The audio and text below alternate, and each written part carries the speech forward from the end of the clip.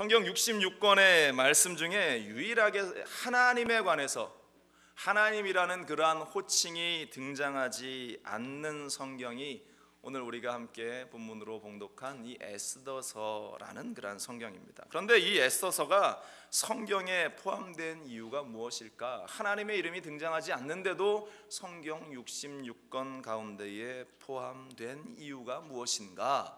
이름이 등장하지 않다 할지라도 분명 그 배후에는 하나님이 역사하신다라는 사실이 분명히 이 말씀 가운데에 드러나 있기 때문이라는 것입니다. 하나님의 손길이 있다라는 것입니다. 사랑하는 여러분들, 우리의 눈에는 보이지 않고 손에는 잡히지 않고 귀에는 들리지 않는다 할지라도 우리와 함께 하시는 그 하나님의 역사하심과 우리의 인생 가운데 함께 하시는 그 하나님의 인도하심을 늘 기억하고 바라보는 여러분들 될 수 있기를 간절히 축원을 드립니다. 그러므로 우리가 하나님의 그 역사하심이, 그 보이지 않으시는 그 하나님의 능력들, 배후 가운데 역사하시는 그 하나님의 함께 하심들을 우리는 매 순간순간 바라보고 그 하나님을 느끼면서 살아가는 인생들이 되어야 하는 것입니다. 우리 옆에 분들 한번 보면서 다시 한번 인사 나눌까요? 지난 한 주간 하나님을 느끼시면서 사셨습니까? 한번 물어보세요.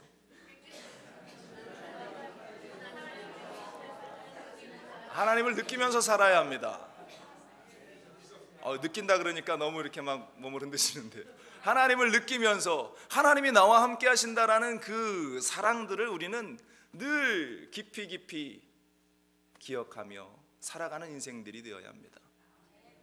오늘날 너무나 많은 사람들이 눈에 보이는 것에 치중하면서 살아갑니다. 그렇기 때문에 눈에 보이지 않는 그 하나님에 대해서 좀처럼 믿음을 가지지 못합니다.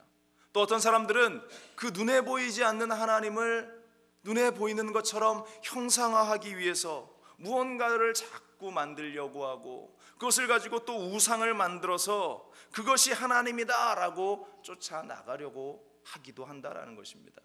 이에 대해서 우리 하나님께서는 이사야 44장에 어리석은 사람들을 이렇게 이야기하고 있습니다. 15절에 이 나무는 사람이 땔감을 삼는 것이거늘 그가 그것을 가지고 자기 몸을 덮게도 하고 불을 피워 떡을 굽기도 하고 신상을 만들어 경배하며 우상을 만들고 그 앞에 엎드리기도 하는구나.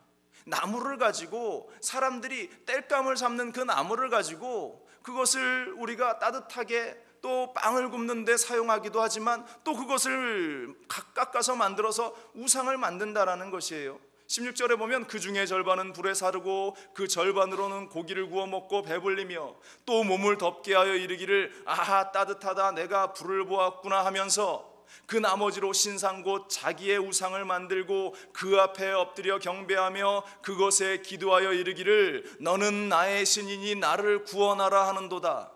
얼마나 어리석은 인생들입니까? 우리가 불을 지피는 그 나무를 깎아서 우상을 만들어 놓고 그것에 절하면서 이제 이것이 나의 신이니까 나를 구원하라고 이야기하는 어리석은 인생들. 18절은 이럽니다. 그들이 알지도 못하고 깨닫지 못함은 그들의 눈이 가려서 보지 못하며 그들의 마음이 어두워져서 깨닫지 못함이라. 19절에 마음에 생각도 없고 지식도 없고 총명도 없으므로 내가 그것의 절반을 불사르고 또한 그 숯불위에서 떡도 굽고 고기도 구워 먹거늘 내가 어찌 그 나머지로 가증한 물건을 만들겠으며 내가 어찌 그 나무 토막 앞에 굴복하리요 말하지 아니하니. 말이 좀 어렵죠? 우리말 성경은 이렇게 기록되어 있습니다. 19절의 말씀이 내가 이 나무의 절반은 땔감으로 써서 빵을 굽고 고기를 구워 먹었다. 그렇다면 남은 것으로 가증스러운 것을 만들어야 하겠느냐? 내가 나무 토막 하나에다가 절해야 하겠는가? 이렇게 생각하는 사람이 없으니 모두들 지식도 없고 분별력도 없다. 이렇게 우리말 성경은 좀 알기 쉽게 풀이를 해놨습니다.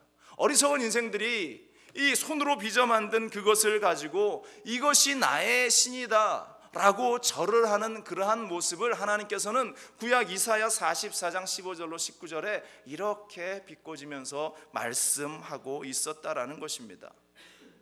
사랑하는 여러분들, 우리의 살아가는 인생들이 얼마나 이 어리석은 인생들처럼 우상들 앞에 절을 하고 눈에 보이는 하나님, 눈에 보이는 무언가를 찾아서 자꾸만 어리석은 삶을 살아가고 있는지 모른다라는 것입니다. 여러분들, 오늘 성경이 말하는 대로 우리가 눈에 보이는 것만을 쫓으며 어리석은 인생을 살아가는 삶이 아니라, 눈에는 보이지 않지만, 손에는 잡히지 않지만, 우리 귀에 들리지 않지만 우리와 함께 하시는, 면면히 우리 가운데 역사하시는 그 하나님을 여러분들이 만나고 그 하나님과 함께 그 하나님을 느끼며 살아가는 우리의 인생들이 되어야 할 줄로 믿습니다.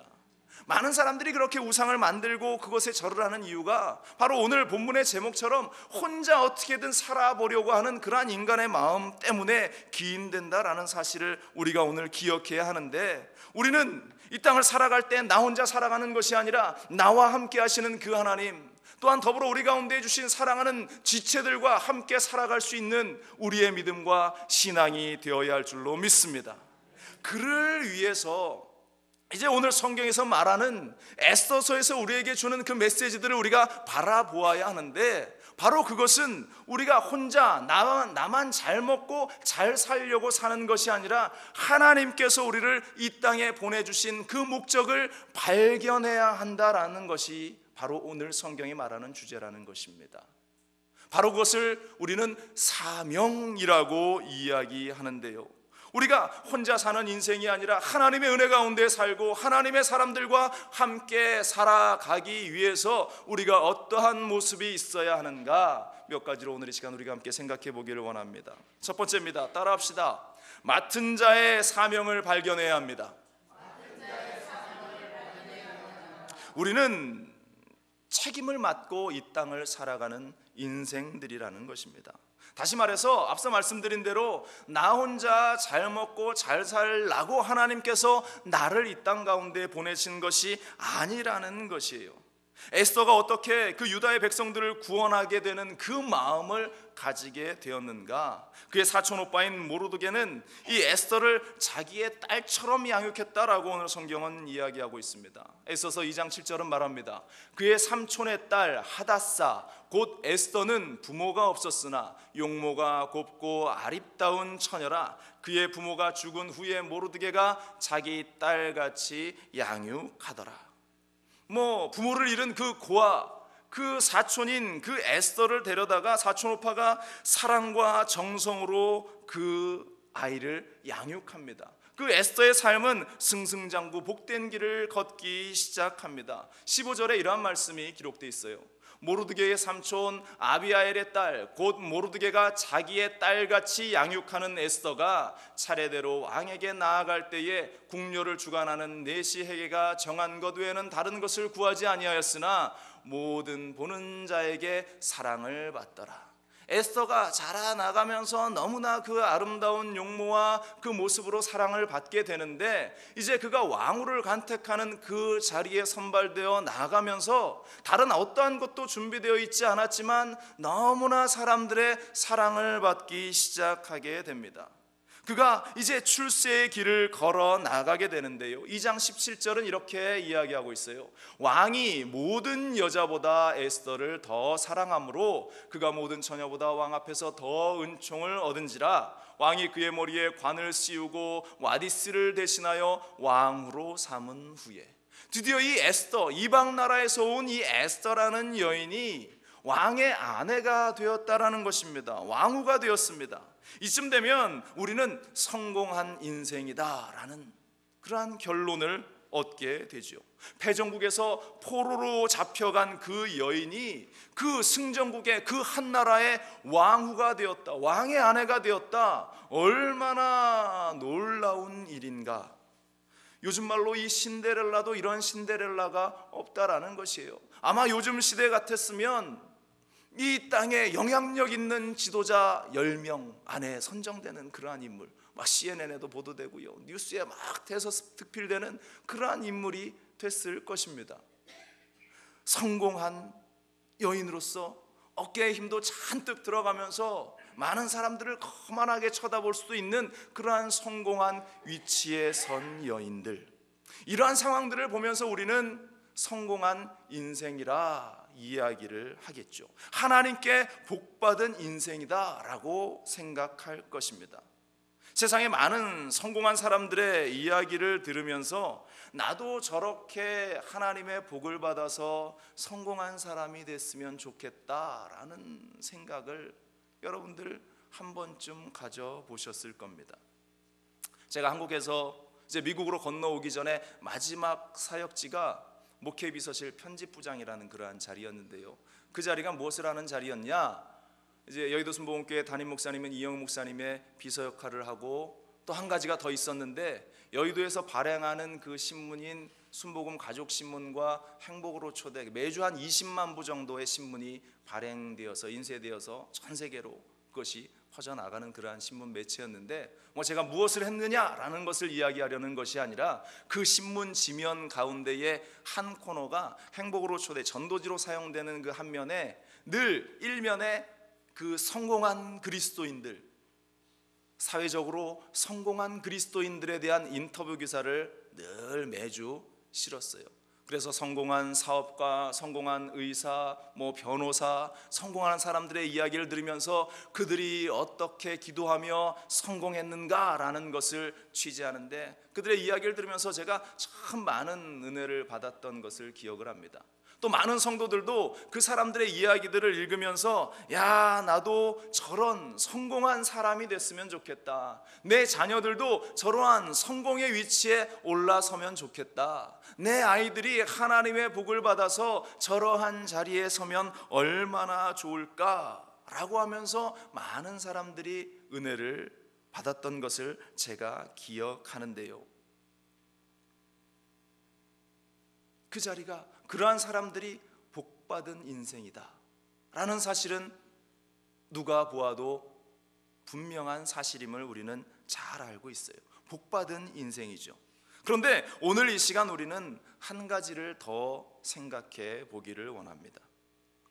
과연 그것이 복받은 인생들의, 그들의 삶의 끝일까? 그렇게 그들이 성공해서 잘 먹고 잘 살게 되었다라고 하는 것, 그것이 과연 하나님의 허락하신 복의 끝일까라는 것을 우리는 오늘 이 시간 한 번 더 생각해 봐야 할 것 같습니다. 저는 늘 그분들을 인터뷰하면서 이런 생각이 들었어요. 이 사람들은 이제 뭘 할까? 이들이 과연 하나님이 원하시는 그 일들 가운데에서 더 나은 삶을 매일매일 살아가려고 그렇게 애쓰고 있을까?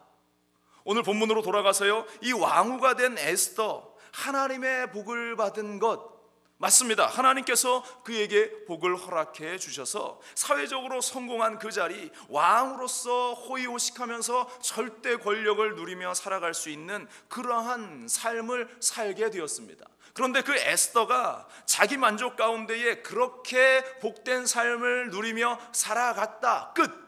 그랬다면 과연 그의 인생이 하나님으로부터 복받은 인생이라고 이야기할 수 있을까? 만약 그녀가 그렇게 살았다면 성경에 이 에스더라는 여인의 이름은 기록되지 아니했을 것입니다. 우리 하나님께서는 저와 여러분들을 분명히 택하셨다라고 말씀하십니다. 우리 하나님께서는 저와 여러분들을 부르셨다라고 말씀합니다. 아멘?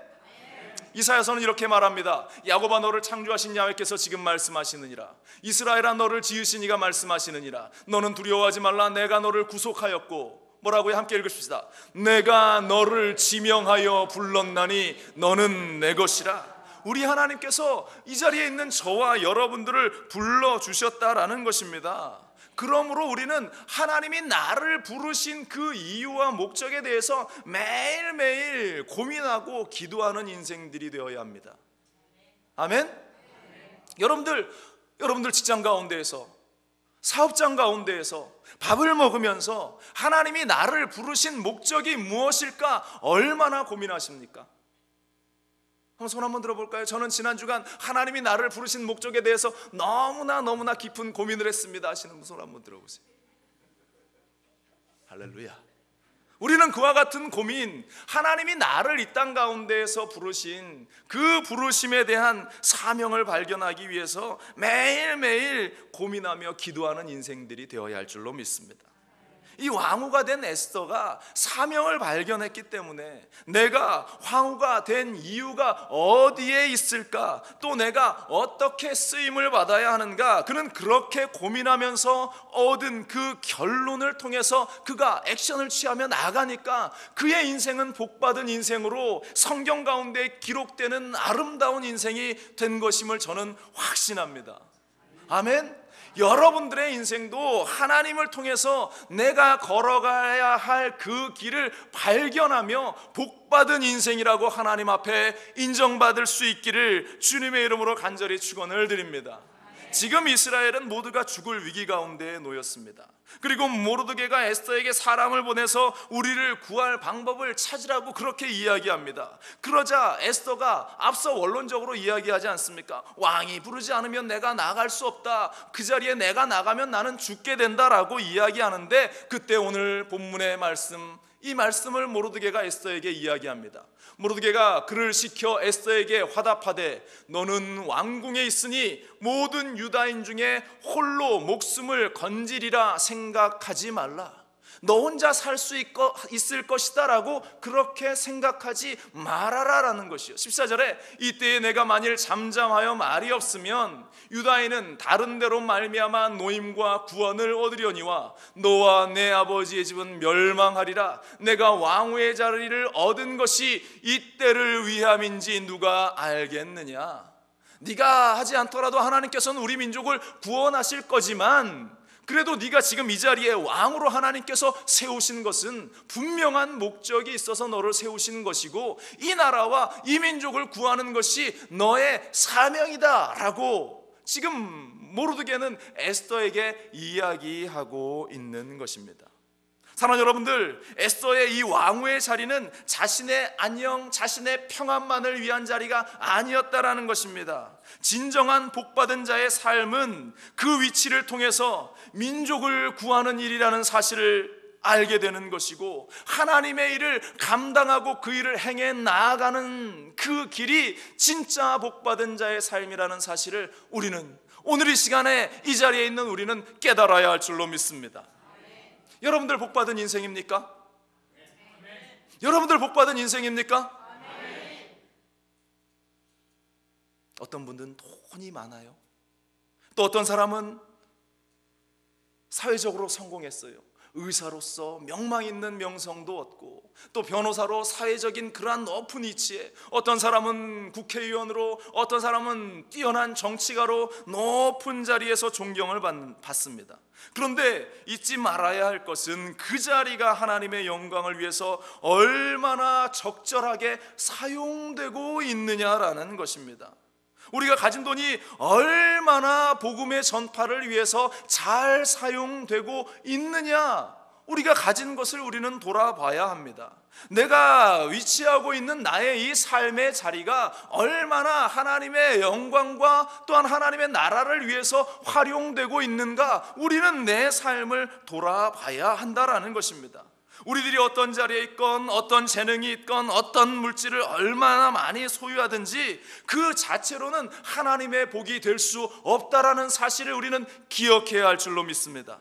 중요한 것은 그것을 어떻게 사용하고 그것이 어떻게 사용되고 있느냐에 따라서 하나님께 복받은 인생이냐 아니냐가 결정된다라는 사실입니다. 다시 한번 묻습니다. 여러분들은 복받은 사람입니까?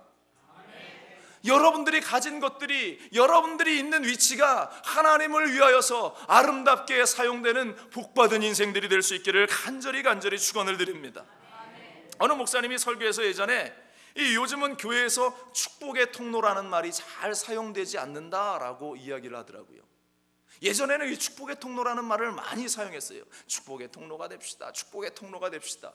그러면서 열심히 하나님의 복이 내 삶 가운데 임하기를 기도하고 소원했는데, 시간이 지나면서 이제 하나님께서 복을 주셨어요. 하나님께서 내 사업장에 복을 주시고 내 삶에 복을 주시고 내 인생간에 이 복을 허락해 주셨는데, 그것을 가지고 이제 축복의 통로가 되어서 사용을 하려고 하니까 마음에 불편함이 생겨나기 시작하는 거예요. 다시 말해서 왠지 아까운 마음이 들기 시작한다라는 것이에요. 그래서 교회 안에서 축복의 통로라는 말이 점점 줄어들고 있다.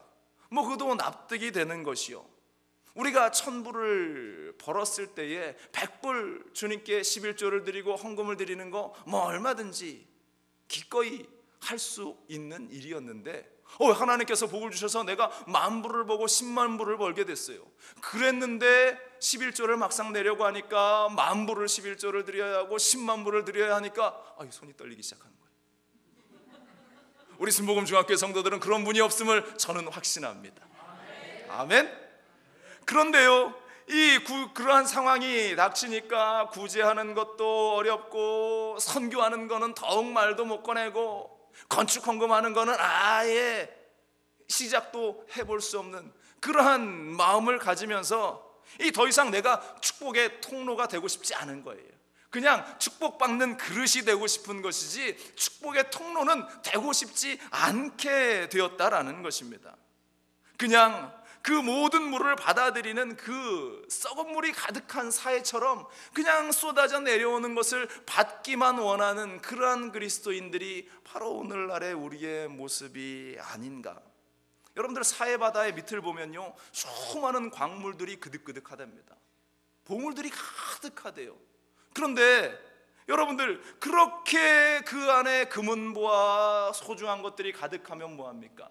썩은 물인데, 사람이 마실 수도 없고 활용할 수도 없는 물인데 그냥 받아들이기만 하기 원하고 그냥 내 안에 쌓아놓기만을 원하는 그러한 모습. 여러분들 축복받은 인생이라고 하는 것은 하나님이 주신 것을 흘러 보낼 수 있는 인생들이 되어야 한다라는 것입니다. 그런 인생이 갈릴리처럼 물을 받아들이고 그것을 다시 내보내는 그러한 통로로서의 역할을 하는 자들이 하나님께 진정한 복을 받은 자임을 잊지 말기를 간절히 바랍니다. 우리가 썩어지고 교회가 부패해지는 그러한 이유가 무엇입니까? 우리의 모든 것을 주님이 주셨다는 그 맡은 자로서, 맡겨진 자로서의 사명과 그 믿음이 약해졌기 때문에 점점점 스스로가, 신앙인들이 썩어졌다라는 이야기를 듣고 교회가 부패했다라는 이야기를 듣는 것이에요. 모두가 내 것만을 외치니까 그러한 현상이 오늘날의 사회 가운데에 넘쳐나게 되는 것입니다. 그러한 생각 때문에 교회 안에서 싸움이 일어나고 다툼이 일어나고 갈등이 생겨나는 것이에요. 어떠한 것이라도 내가 맡은 자로서 언제든지 나누어 줄 수 있고 언제든지 베풀 수 있는 그 마음이 있다면, 내 것이 아니라 하나님께서 나에게 주신 것이다 라는, 맡겨 놓으신 것이다 라는 청지기의 마음이 있다면 우리는 언제든지 기꺼이 그것을 내어놓을 수 있는 그러한 마음, 복된 자의 마음이 우리 가운데 있게 될 줄로 믿습니다. 우리 순복음중학교 성도 여러분들, 청지기로서의 그 사명, 맡은 자로서의 그 사명을 발견하면서 주님이 주신 축복을 흘려보내는 자의 사명을 여러분들 깨달아서 나 혼자 사는 인생이 아니라, 나 혼자 살아보려고 하는 인생이 아니라 우리 주님과 함께, 또한 하나님을 믿는 주의 백성들과 함께 살아갈 수 있는 우리의 인생이 되기를 간절히 축원을 드립니다. 두 번째입니다. 오늘 성경은 우리에게 무엇을 도전하게 하는가? 그리스도인이라는 사실을 늘 고백하게 합니다. 따라합시다. 그리스도인이라는 사실을 늘 고백해야 합니다. 많은 사람들이 이런 이야기를 하면 저는 저는 믿는 사람임을 늘 고백합니다 라고 아마 이야기하실 겁니다. 그런데요, 중요한 것은 이 맡은 자로서의 사명을 감당하는 첫 번째의 시작은 바로 내가 진짜 예수 믿는 사람, 진짜 그리스도인이 되어서 그것을 세상 가운데에서 알리는 사람들이 되어야 한다라는 것입니다. 여러분들 예수 믿으면 제일 먼저 하는 일이 무엇인지 아십니까?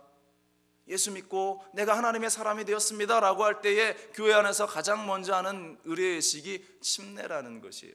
침례는 너무나 중요한 일입니다. 침례는 그 물속에 내가 들어가서 죄악 가운데 있는 나의 인간의 모습을 죽이고 예수 그리스도로 말미암아 새롭게 변화되었다라는, 그러한 변화된 나로서 다시 사는 그리스도인이 되었다라는 그러한 확실한 증거를 내보이는, 증명하는 일이에요. 그래서 너무나 소중한 것이고, 또 한 가지, 많은 사람들 앞에서 그 물속에서 걸어 나올 때에 내가 예수 믿는 사람이 되었습니다 라는 것을 온 성도들과 많은 사람들 앞에서 공포하는 그러한 일이라는 것이에요. 예수님도 세례를 받으셨습니다. 성경은 이렇게 기록하고 있어요. 마태복음 3장 16절입니다. 예수께서 침례를 받으시고 곧 물에서 올라오실새 하늘이 열리고 하나님의 성령이 비둘기같이 내려 자기 위에 임하심을 보더니 하늘로부터 소리가 있어 말씀하시되 이는 내 사랑하는 아들이요 내 기뻐하는 자라 하시니라. 하나님의 사람으로 인치심을 받는 그 기가 막힌 현장이 바로 이 침례의 현장이었다라는 것입니다. 사랑하는 여러분들, 바로 이것이 하나님 앞에서 사람 앞에서 공포가 되어지는 이 현장, 바로 이 축제의 사건, 바로 이것이 너무나 소중한 교회 예식 가운데의 하나인 침례라고 하는 것인데요, 오늘 본문으로 돌아가면 우리가 눈에 보이지 않지만 하나님의 이름은 거론되지 않지만 하나님이 모르드게를 통해서 에스더에게 이렇게 말하고 있음을 우리는 발견을 하게 됩니다. 8절에 이러한 말이 기록되어 있습니다. 8절에 보면 유다인들을 진멸하라고 수상궁에서 내린 조서 초본을 하닥에게 주어 에스더에게 보여 알게 하고 또 그에게 부탁하여 왕에게 나아가서 그 앞에서 자기 민족을 위하여 간절히 구하라 하니, 이 말은 이 모르드게가 에스더에게 한 말 같지만 하나님이 하신 말씀이에요. 에스더 너의 사명은 이것이다, 하나님이 말씀하고 있는 것입니다. 앞서 우리가 살펴본 대로 왕이 부르지 않으면 그 왕의 자리에 나가는 것이 옳지 않고 죽음을 맞이할 수밖에 없는 그러한 상황인데, 모르드게는 지금 에스더에게 더 이상 너의 신분을 숨기지 말고 당당하게 너가 유대인이라는 것을, 너가 이스라엘 사람이라는 것을 세상 사람들에게 알려야 한다라고 말하고 있다라는 것입니다. 그리스도인이라는 사실을 세상 가운데에 당당하게 알리는 자가 되어야 한다. 그리고 그 구원의 길을 세상 사람들 가운데에 보여주어야 한다라고 하는 것을 지금 모르드게가 에스더에게 말하고 있다라는 것입니다. 그리고 다시 한번 오늘 성경 본문인 13절 14절을 보겠습니다. 모르드게가 그를 시켜 에스더에게 화답하되 너는 왕궁에 있으니 모든 유다인 중에 홀로 목숨을 건지리라 생각하지 말라. 이때 내가 만일 잠잠하여 말이 없으면 유다인들은 다른 데로 말미암아 노임과 구원을 얻으려니와 너와 내 아버지 집은 멸망하리라. 내가 왕후의 자리를 얻은 것이 이때를 위함인지 누가 알겠느냐. 그녀는 왕후의 자리보다, 왕후의 자리에서 자신의 어떠한 삶의 호의호식을 누리며 그것을 유지하는 것보다 하나님의 사람이 되기를 선택해야 한다라고 모르드게는 지금 그 사촌 에스더에게, 동생 에스더에게 그렇게 이야기하고 있습니다. 여러분들, 지금 세상에서 내가 누리고 있는 그 영광스러운 일들을 포기하라고 하면, 그것을 포기하면서 하나님의 자녀의 자리를 너희가 공포해야 한다면 과연 여러분들 그것을 기쁨으로 감당할 수 있겠는가? 여러분들 스스로에게 한번 질문을 던져보세요. 많은 청년들의 고민이 이렇습니다. 어려운 직장에 몇백 대 1의 그 취업의 경쟁을 뚫고 그 친구들이 직장에 들어갔어요. 그곳에서 이제 들어가면 많은 회식들이 막 이어지는데요, 그러면서 직장 상사들이 이 청년들에게 술을 권하고 또한 마셔라 이야기하고, 뿐만 아니라 어떤 사업의 일을 함에 있어서 또 부정과 부패의 잘못된 일도 기꺼이 하라고 그렇게 이야기할 때에 이 청년들이 고민에 빠진답니다. 과연 내가 그리스도인으로서 이 일을 해야만 할까? 내가 그렇게 술 마시고 방탕하는 자리에 내가 서 있어야 하는가? 내가 그리스도인이다라고 당당하게 이야기하며 그것을 거부하는 것이 맞는데, 지금 나의 현실적인 상황은 만약 내가 그렇게 했을 때에 그 결과로 왕따를 당하기도 하고 무시를 당하기도 하고 한직으로 밀려나게 되는 그러한 현실적인 일이 닥쳐올 텐데 내가 그것을 감당할 수 있겠는가? 오늘날의 교회가 조롱과 비난을 받는 그러한 위기 가운데 있습니다. 그러다 보니 하나님을 믿는다고 하는 그 일에 대해서 많은 그리스도인들이 감추려고 하기도 합니다. 자신이 예수를 믿는 사람이다라는 사실을 세상에서 직장 생활 속에서 또 사업을 하면서 이야기를 하지 아니하려고 하는 사람들이 많이 있어요.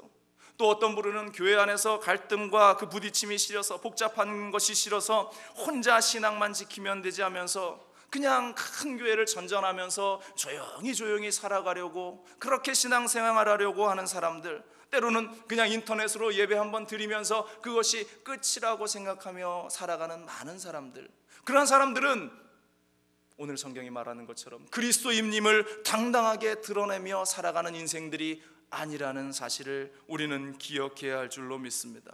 하나님이 기뻐하시는 모습이 아님을 저는 확신합니다. 우리 주님은 성경에 분명히 우리에게 말하고 있습니다. 마태복음 5장 13절에 너희는 세상의 소금이니 소금이 만일 그 맛을 잃으면 무엇으로 짜게 하리요? 후에는 아무 쓸데없어 다만 밖에 버려져 사람에게 밟힐 뿐이니라. 너희는 세상의 빛이라. 산 위에 있는 동네가 숨겨지지 못할 것이요. 15절에 사람이 등불을 켜서 말 아래 두지 아니하고 등경 위에 두나니 이러므로 집안 모든 사람에게 비치느니라. 아멘. 그리스도인은 소금과 빛이라고 이야기했는데, 빛을 비추는 것은 높이 드러나는 곳에 서 있어야 한다는 것입니다. 빛이 감추어져 있으면 그 빛은 그 역할을 감당할 수 없습니다. 빛은 늘 보여지는데, 드러나는 데 있을 때에 많은 사람들이 그 빛을 보고 그 빛과 더불어 함께 빛된 자리로 나아가기를 원한다라는 것이에요. 여러분들 그리스도인입니다. 아멘? 예수 믿는 사람들입니다. 드러내야 합니다. 우리가 예수 믿는 자라는 것을 세상 가운데에 당당히 드러내고 주님을 자랑하고 주님을 전하는 것, 바로 그것이 우리에게 맡겨진 사명임을 우리는 결코 잊지 말아야 할 줄로 믿습니다. 다가오는 한 주간 여러분들 믿음의 결단을 가지시고 주님이 주시는 사명으로 주님의 자녀를, 또한 주님의 빛된 자의 그 자리에서 나는 그리스도인입니다라는 그 분명한 사실을 당당하게 증거하며 살아가는 여러분들 되시기를 간절히 축원을 드립니다. 마지막 세 번째입니다. 우리가 이 땅 가운데에서 혼자 살아가는 것이 아니라 하나님과 함께, 또한 믿는 자들과 함께 살아가기 위해서는, 따라합시다, 두려움을 떨쳐버려야 합니다. 세상을 살아갈 때에 너무나 두려운 일들이 많이 우리에게 다가옵니다. 오늘 성경이 이 에스더가 자신의 민족을 구원하려고 생각했을 때에 마음의 두려움이 다가왔어요. 앞서 살펴봤지만 11절에 이러한 말씀이 있죠. 왕의 신하들과 왕의 각 지방 백성이 다 알거니와 남녀를 막론하고 부름을 받지 아니하고 안뜰에 들어가서 왕에게 나아가면 오직 죽이는 법이요 왕이 그자에게 금귀를 내밀어야 살 것이리라. 이제 내가 부름을 입어 왕에게 나아가지 못한 지가 이미 30일이라 하니라. 지금 에스더가 왕 앞에 나간 지가 한 달이 지났는데, 이 당시의 법이 왕이 부르지도 않았는데 그 자리에 나아갔을 때 왕이 맞이하지 않으면 끌려나가서 당장 죽게 되는 것이 지금 이 페르시아, 이 바사라는 나라의 법이었다라는 것이 두려웠습니다. 에스더도 염려가 됐습니다. 걱정이 됐습니다.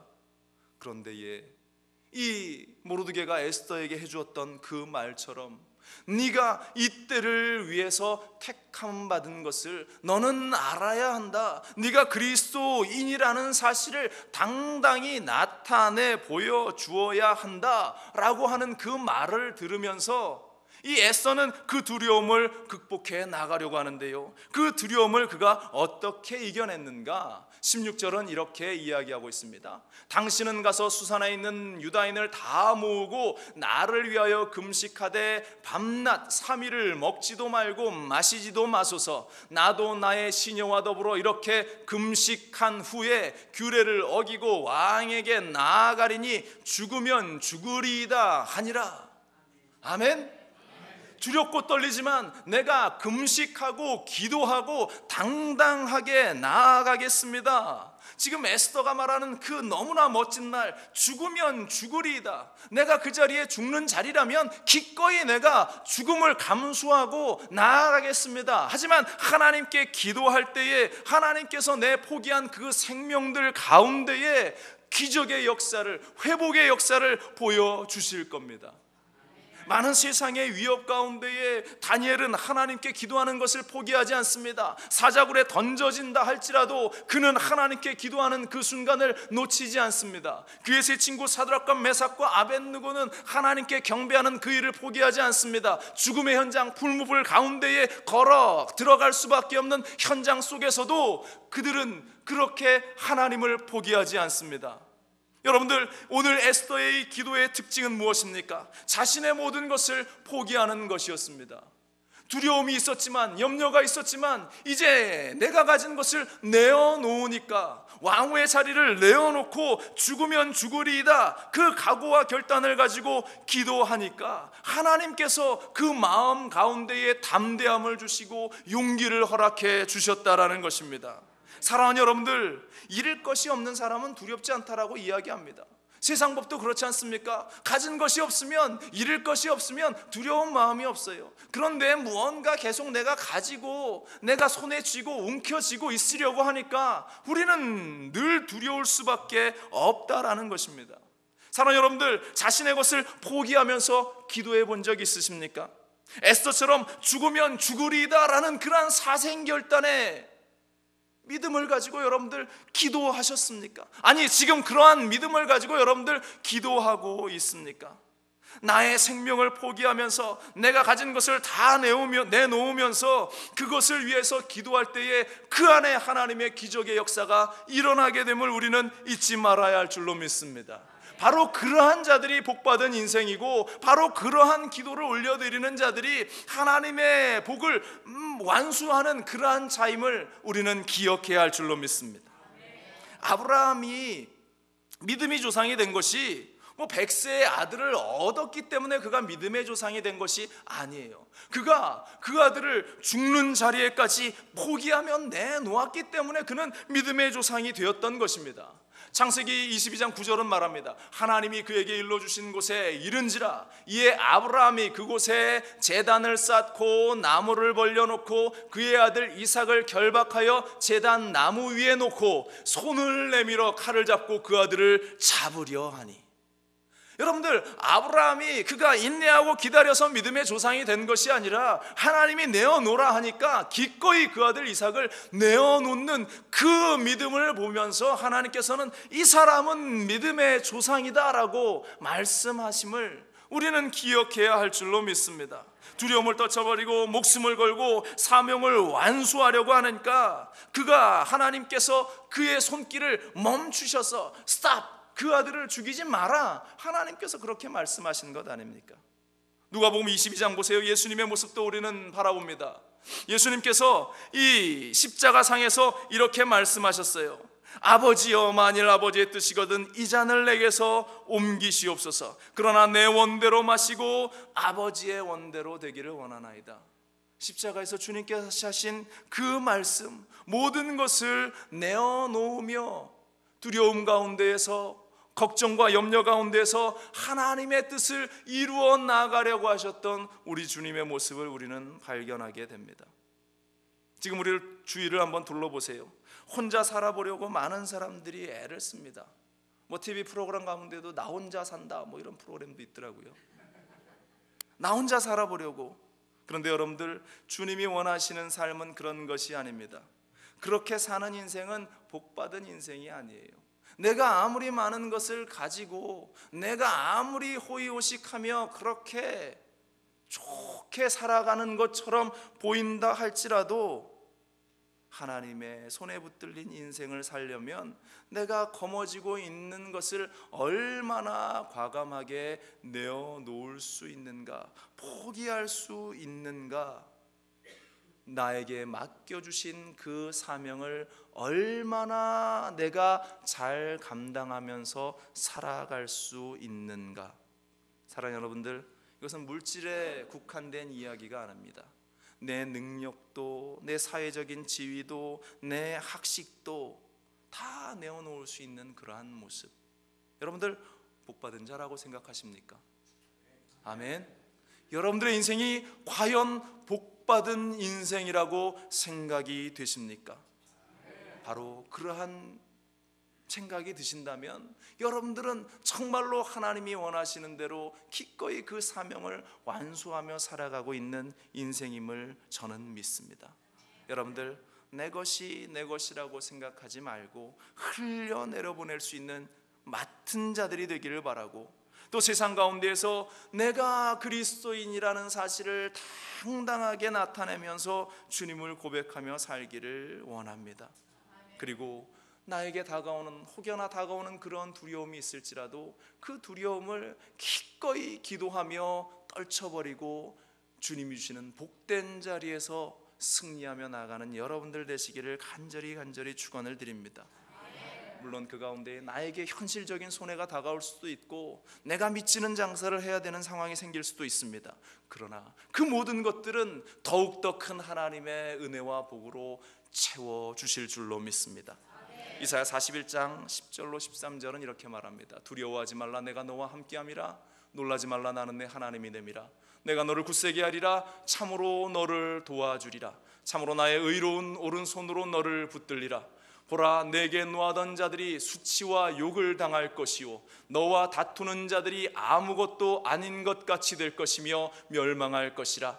내가 찾아도 너와 싸우던 자들을 만나지 못할 것이요 너를 치는 자들은 아무것도 아닌 것 같고 허무한 것 같이 되리니, 이는 나 야훼 너의 하나님이 내 오른손을 붙들고 내게 이르기를 두려워하지 말라, 내가 너를 도우리라 할 것임이라. 얼마나 멋진 말씀인지 모릅니다.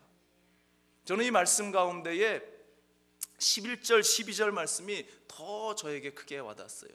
나에게 노하던 자들, 나에게 수치를 주려 하던 자들이 아무것도 아닌 것처럼 될 것이다 라고 이야기하십니다.